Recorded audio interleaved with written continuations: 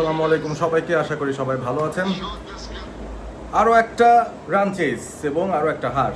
বাংলাদেশ যখনই run chase করতে নামে ইদানিংকালে আমরা দেখছি আমরা কোনোভাবেই ম্যাচ জিততে পারি না, এবং স্পেশালি যখন রানটা 250-এর আশপাশে হয়। ইম্যাজিন করেন 2026 সালে এসে 250 রান বা 250-র কাছাকাছি রান, 5 করে প্রতি ওভার, এই ধরনের ম্যাচগুলো বাংলাদেশ ফিনিশিং লাইন পার করে যেতে পারে না, একটা রান চেস করতে পারে না। 2023-এর পর থেকে বাংলাদেশ মাত্র একবার 250+ রান চেস করে ম্যাচ জিতেছে।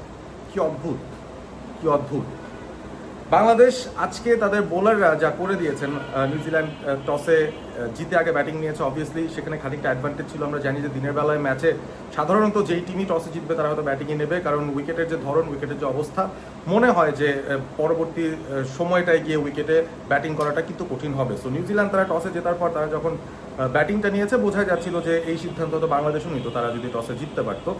নিউজিল্যান্ড করেছে কত, 247 রান, এবং আমি পুরো ইনিংসের ডিটেলসেই যেতে চাই না, কারণ সেখানে কিছু ভালো বোলিং পারফরমেন্স ডেফিনেটলি ছিল। নাহিদ রানার একটা অফ ডে ছিল, বাট শরীফুল ভালো বোলিং করেছেন।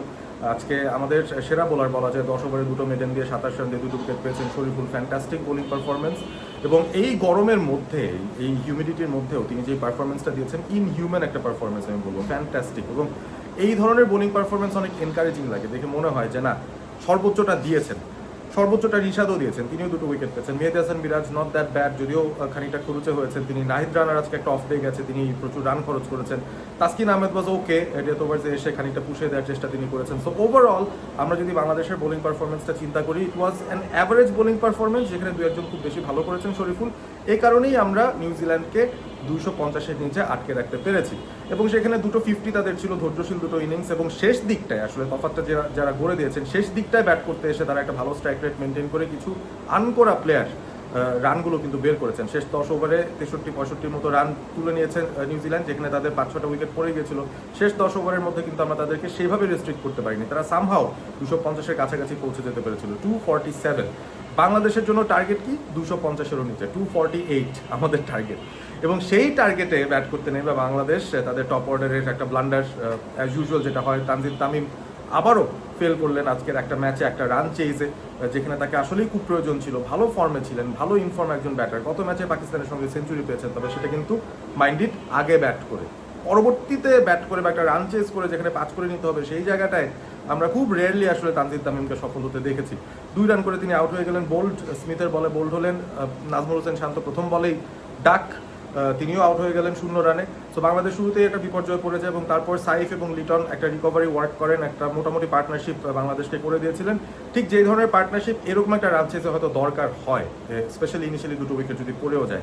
একটু স্লো ছিল পার্টনারশিপটা, তারপরও যতটুকু রিকোয়ারমেন্ট তার কাছাকাছি বাংলাদেশ রান তুলে নিয়ে যাচ্ছিল, এবং মনে হচ্ছিল যে যদি উইকেটটা ধরে রেখে এই লিটন সাইফ বাংলাদেশকে 160 পর্যন্ত নিয়ে যেতে পারেন, সেই ক্ষেত্রে হয়তো শেষ 80টা রান বাদবাকি ব্যাটাররা মিলে তুলে ফেলতে পারবেন, যথেষ্ট পরিমাণ বল বাকি ছিল।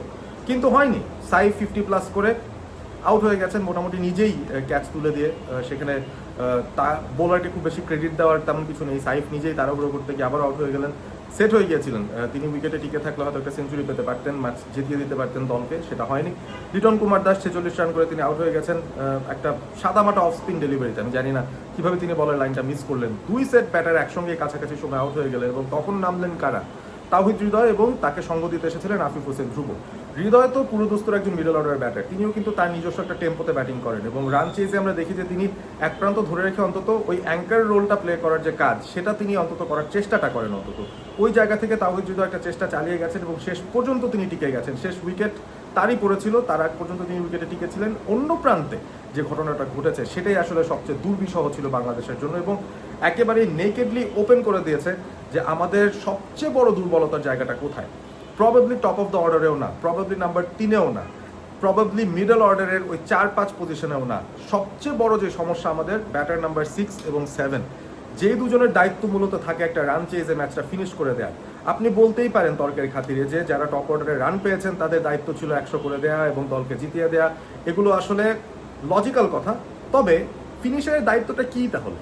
যদি টপ অর্ডার ব্যাটাররাই পুরো দায়িত্ব নিয়ে তাদের একজনকে টিকে থেকে ম্যাচ জিতিয়ে দিতে হয়, তাহলে মিডল অর্ডার নাম্বার 6 নাম্বার 7 তাদের এক্সপার্টিসের জায়গাটা কি, তাদের করার কাজটা কি আসলে?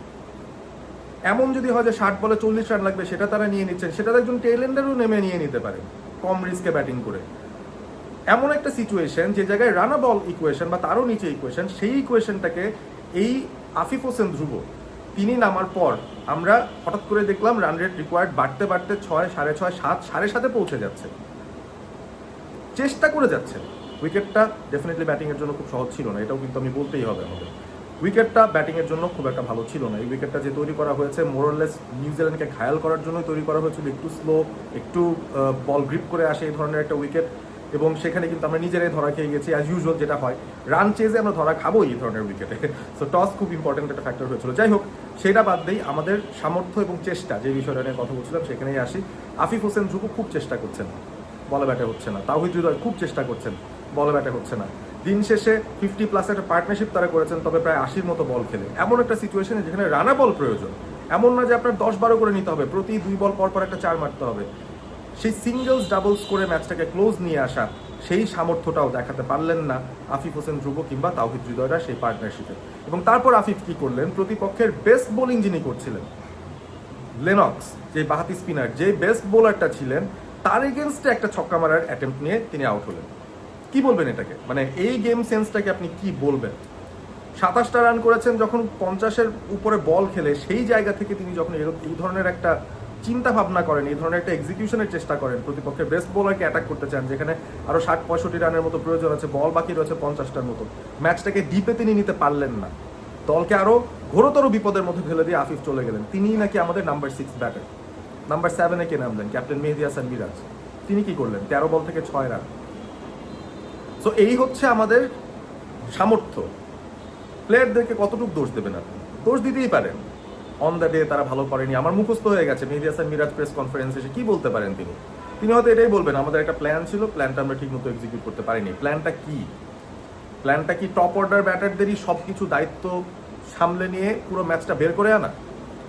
মিডল অর্ডার কিংবা লেট মিডল অর্ডার ব্যাটিং বলতে আমাদের কি আছে আসলে? এই জায়গাটা নিয়ে আমাদের প্ল্যানিংটা কি? এই জায়গাটা নিয়ে যে প্লেয়াররা এই মুহূর্তে সেট হয়ে আছেন বা ব্যাটিংটা করছেন, তারা কি আদতেই এই পজিশনগুলোতে খেলার মতো সামর্থ্য রাখেন কিনা? আমাদের টপ অর্ডার একটা ইনিংস লম্বা করার সামর্থ্য রাখেন কিনা? এই প্রশ্নগুলো কিন্তু দিন শেষে চলে আসে। আমাদের চেষ্টার কমতি ছিল না, প্লেয়ারদের চেষ্টার কোনো কমতি ছিল না। আই টেল ইউ দ্যাট এই গরমের মধ্যে খেলাটা ওয়াজ ভেরি ডিফিকাল্ট বোথ টিমসের জন্যই। দিন শেষে যেটা হয়েছে, আমাদের সামর্থ্যেরই অভাব, এটা আমাদের মেনে নিতে হবে। আমরা গলা বাড়িয়ে বললে হবে না, প্রসেস ছিল, প্ল্যান ছিল, এক্সিকিউট করতে পারিনি। হ্যাঁ, ঠিকই তো আছে, এক্সিকিউট করতে পারিনি কেন? নট বিকজ একটা অফ ডে গেছে, ইটস অনলি বিকজ আমাদের সামর্থ্যই নাই, একটা রান চেস করার সামর্থ্যই আমাদের নাই। এতটুকু বলে শেষ করতে চাইছি। আপনাদের মতামত জানতে চাই, কমেন্ট করে জানিয়ে দেবেন ম্যাচের টার্নিং পয়েন্ট কি মনে হয়েছে আপনাদের কাছে। এবং বেসিক্যালি এই সিরিজে বাংলাদেশ যদি পরবর্তী 2টো ম্যাচেও টসে হারে এবং পরে ব্যাট করে, আমরা কি আদতেই কোনো ম্যাচ জিততে পারবো কি না এই সিরিজে, এটা আপনারা কমেন্ট করে জানিয়ে দিতে পারেন। ভালো থাকবেন সবাই, সাবস্ক্রাইব করবেন অফ কোর্ট এবিপি।